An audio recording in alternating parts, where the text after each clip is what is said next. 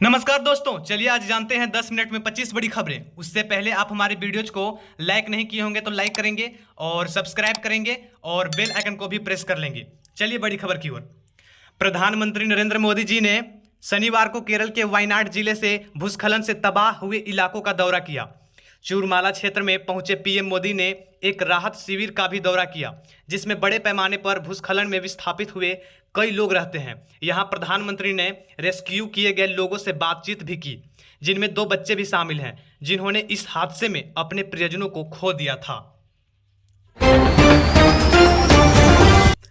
भारतीय रेसलर विनेश फोगाट के silver medal पर फैसला अब 13 अगस्त को आएगा। यह जानकारी court of arbitration for sport ने दी है। शुरुआती जानकारी में 11 अगस्त को फैसला सुनाने की बात सामने आई थी, लेकिन कोर्ट ने 13 अगस्त को फैसला सुनाने को जानकारी दी है।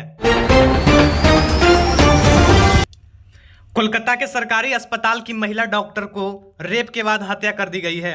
शनिवार 10 अगस्त को आरोपी संजय को 14 दिन की पुलिस हिरासत में भेजा गया है। उसे सियालदह कोर्ट में पेश किया गया था। उसके बाद खबर यह आ रहा है कि वो अस्पताल का कर्मचारी नहीं है, लेकिन उसको लगाव अस्पताल के अलग अलग विभागों में है। पुलिस के मुताबिक संजय पूरी तरह से घटना में है। साथ ही पुलिस घटना की रात ट्रेनी डॉक्टर के साथ हॉस्पिटल में मौजूद 5 लोगों से भी पूछताछ कर रही है।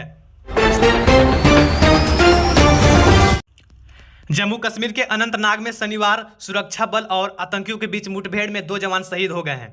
वहीं 3 जवान घायल बताए जा रहे हैं। इसके अलावा फायरिंग में 2 नागरिक भी घायल हुए हैं। इनकाउंटर कल दोपहर 2 बजे से जारी है। यहां घनी झाड़ियां और बड़े बड़े पत्थर हैं। बेगूसराय में बदमाशों ने घर में सो रहे पति पत्नी और 2 बच्चों को गला काट दिया है। इसके बाद उनके चेहरे पर एसिड लगाकर भाग गए। इस वारदात में पति पत्नी और एक बच्ची की मौत हो गई है। बेटे की हालत काफी गंभीर बताई जा रही है। शनिवार की सुबह पड़ोसियों की जानकारी हुई, इसके बाद पुलिस को बताया गया। कैबिनेट मीटिंग में मोदी सरकार ने लिए 5 बड़े फैसले। पीएम शहरी आवास योजना को दी मंजूरी। इसके तहत 3 करोड़ नए घर बनाएगी मोदी सरकार। वहीं कनेक्टिविटी में सुधार करने के लिए 8 रेलवे परियोजनाओं को भी मिली मंजूरी।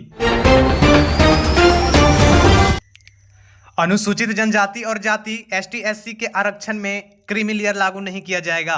पीएम मोदी ने 9 अगस्त को संसद भवन में उनसे मिलने आए 100 दलित को यह आश्वासन दिया है और देर रात शाम केंद्र सरकार ने घोषणा भी कर दी है। भारत में अब की बार किस पर गिरेगी गाज? गौतम अडानी को दुनिया के नंबर 2 अरबपति से 36वें नंबर पर जाने से हिंडनबर्ग रिसर्च ने फिर दी चेतावनी। कहा भारत में कुछ बड़ा होने वाला है। हमें भारत आने दो। बांग्लादेश के कुछ लोग बिहार में बॉर्डर के नजदीक पानी में खड़े होकर BSF से मशक्कत करवा रहे हैं। हजारों बांग्लादेश हिंदू लगा रहे हैं जय श्री राम के नारे। BSF ने खदेड़ा तो बॉर्डर पर बन गई है अफरा तफरी का माहौल। राज्य सभापति जगदीप धनखड़ को हटाने की तैयारी में विपक्ष। उपराष्ट्रपति के खिलाफ अविश्वास प्रस्ताव पर इंडिया गठबंधन के 87 सांसदों ने किया हस्ताक्षर। दिल्ली के जनता पर किए जुल्म का हिसाब लेंगे। रिहाई के बाद एक्टिव हुए पूर्व डिप्टी CM मनीष सिसोदिया आम आदमी पार्टी के दफ्तर से कार्यकर्ताओं को किया संबोधित। बोले भाजपा ने झूठे केस में जेल में भेजा, केजरीवाल भी जल्द आएंगे जेल से बाहर। यूपी बिहार में गंगा नदी का लगातार दूसरे दिन उफान पर है। प्रयागराज में करीब 5 लाख लोग बाढ़ से प्रभावित हुए। वहीं हिमाचल प्रदेश में तेज बारिश के चलते 145 सड़कें बंद हुई। दिल्ली राजस्थान समेत 24 राज्यों में भारी बारिश के अलर्ट। पेरिस ओलंपिक 2024 में कांस्य पदक जीतकर देश लौटे भारतीय पुरुष हॉकी टीम को ढोल नगारों से दिल्ली एयरपोर्ट पर भव्य स्वागत किया गया। तो वहीं कुछ खिलाड़ी नाचते हुए भी नजर आए। मालदीव दौरे पर गए विदेश मंत्री S जयशंकर ने खटास में घोला मिठास। अब भारत नहीं, मालदीव में शुरू होगी UPI का भुगतान।